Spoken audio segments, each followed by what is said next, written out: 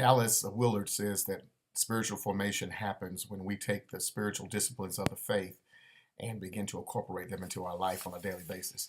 You know, every single day I get emails and mail from the post office um, showing me and talking to me and encouraging me how to do ministry better. But rarely do I ever get anything in the mail or email asking me to be a better minister. I have to take responsibility for my own spiritual formation. The one who is being formed is me, and nobody's really going to ask me as pastor oftentimes what's going on in my life or how am I doing in my prayer life or in my own devotions. And so I have to take responsibility and I have to allow the Holy Spirit to be able to do that. But even as I'm being formed, my family is being formed, my wife, my children, my church, everybody that I encounter is being formed by my own personal discipline to be able to do that.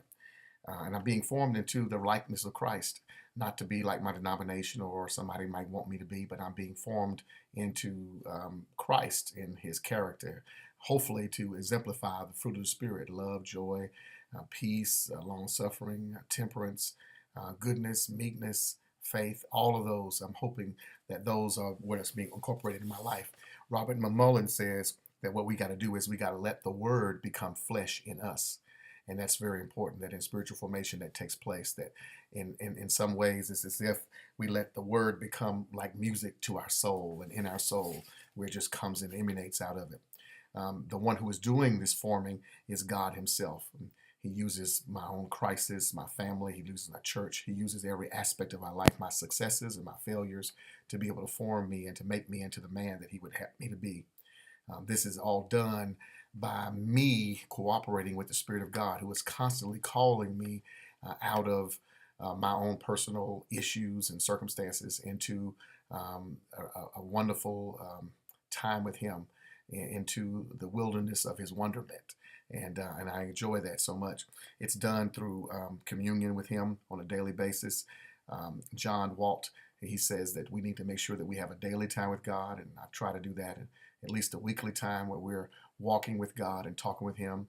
Once a month, a day that we take away with God, and once a quarter to just get away and really, really, really spend time with God with our notebook and our Bible and just seek the face of God.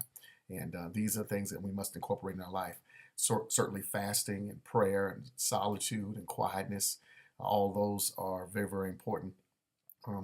Perhaps one of the things that is often overlooked is a connection with other people that I'm formed when I'm letting iron sharpen iron by getting involved with other individuals, and having a time for them to be able to hold me accountable. That spiritual mentor that we need. Douglas Hardy says that we all need a spiritual director, someone who is going to become for us a holy listener. Even John Wesley, our great mentor, he says that we need someone who will advise us and watch over our soul, and we need that in our own lives. So spiritual formation is very, very important, and I thank God for what the Lord is doing. It's like Bill Hybels, the pastor of Willow Creek, says that we must drink often from the fountain of God's love, allow Him to shape us and form us by His Spirit.